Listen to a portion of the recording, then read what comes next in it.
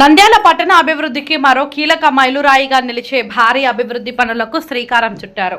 Amrit tank పథకం కింద SBI colony పెద్ద చెరువు కట్ట వద్ద 3.50 కోట్ల వ్యయంతో 2.5 కిలోమీటర్ల ఆధునిక walking track, open gym, solar lighting, CC కెమెరాలు తదితర సౌకర్యాల ఏర్పాటుకు రాష్ట్ర న్యాయ మైనారిటీ సంక్షేమ శాఖ మంత్రి ఎన్ఎండి ఫరూక్, జిల్లా కలెక్టర్ జి రాజకుమారి శంకుస్థాపన చేశారు.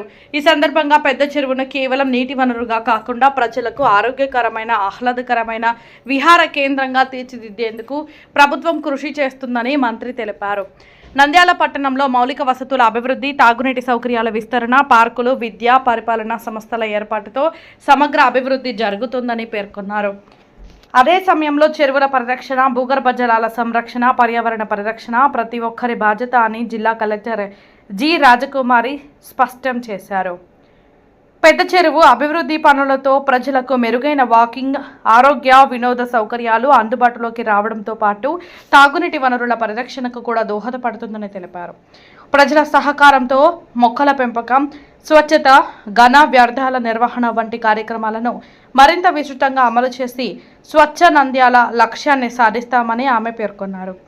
కార్యక్రమంలో అధికారులు, ప్రజాప్రతినిధులు, వాకర్స్ అసోసియేషన్ సభ్యులు, స్థానిక ప్రజలు పాల్గొన్నారు. योगिनोज्यायन्ति नित्यं सयोगी योगिनं तदः ब्रह्मस्वयं विष्णुस्वयं रुद्रस्वयं अग्निस्वयं वायुस्वयं सूर्यस्वयं चन्द्रमास्वं ब्रह्मभूर्भुवस्वरं गणादिं पूर्वोच्चार्या वर्णादिं तदन्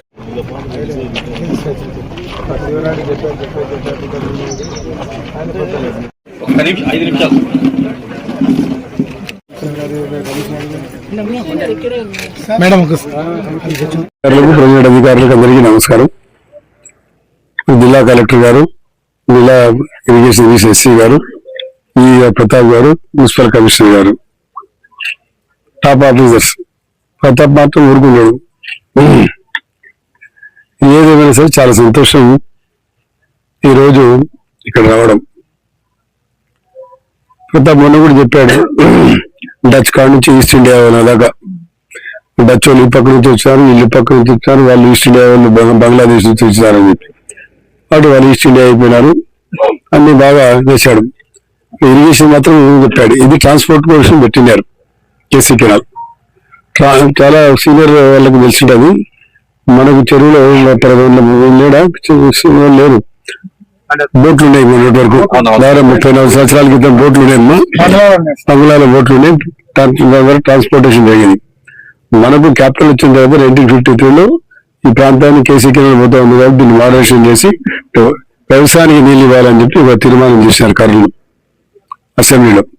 చేసిన తర్వాత నాకు తెలిసినంత వరకు 58-59లో సంజీవ్ రెడ్డి గారు వచ్చి ప్రారంభోత్సవం చేసి ఇరిగేషన్ ఛానల్స్ ఏర్పాటు చేసిన తర్వాత మనకందరికీ ఇరిగేషన్ అప్పుడు వచ్చినంత వరకు ఇరిగేషన్ లేదు, ఇక్కడ జీరో ఇరిగేషన్. అప్పుడు కేసీ కెనాల్ నీళ్లు రావడం జరిగింది. అంతవరకు మనమంతా నాకు తెలిసినంత వరకు కొండూరు నదిలో పోయి చలమలు తీసి నీళ్ళు తీసుకుని వచ్చేటోళ్ళం. నీళ్ళు ఉండేది తాగడానికి కూడా.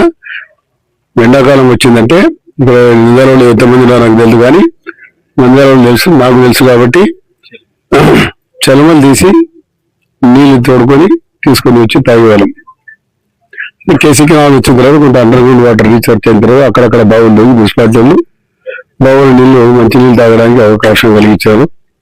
ఆ రకంగా నంద్యాల పరిస్థితి ఉండేది.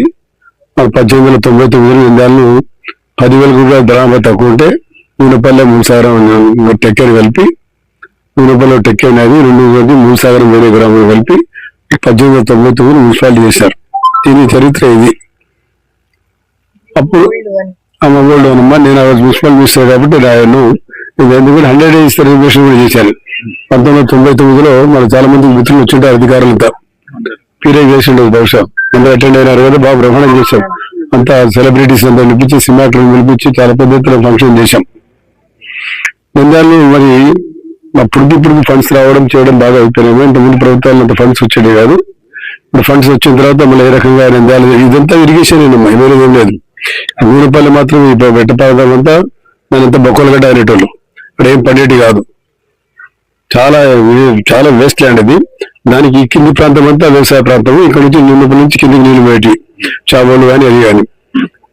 ఆ రకంగా ఉండేది. ఇప్పుడు వ్యవసాయం అంతా పోయింది, అన్ని మంచి దాబాలు వచ్చేసాయి, ఇళ్ళు వచ్చేసినాయి, బాగా మంచి ఇళ్ళు వచ్చేసినాయి. అంతా బాగా ఉన్నారు, అంతా రిటైర్డ్ ఆఫీసర్లు అంతా ఇక్కడ సెటిల్ అయిపోయినారు. ఆ మొక్కలగడ్డ అంతా ఇప్పుడంతా ఇల్లు వచ్చేసినారు. మాకు కూడా దాదాపు 30-40 ఎకరాల పొలం ఉండేది ఇక్కడ నియోజకవర్గంలో, మీకు అందరికీ తెలుసు. సరే అది పోయినాయి, దాని కాలం అయిపోయింది, దాని గురించి ఆలోచన లేదు. కానీ ఇప్పుడు మనకు అవసరాలు బాగా పెరిగిపోయాయి.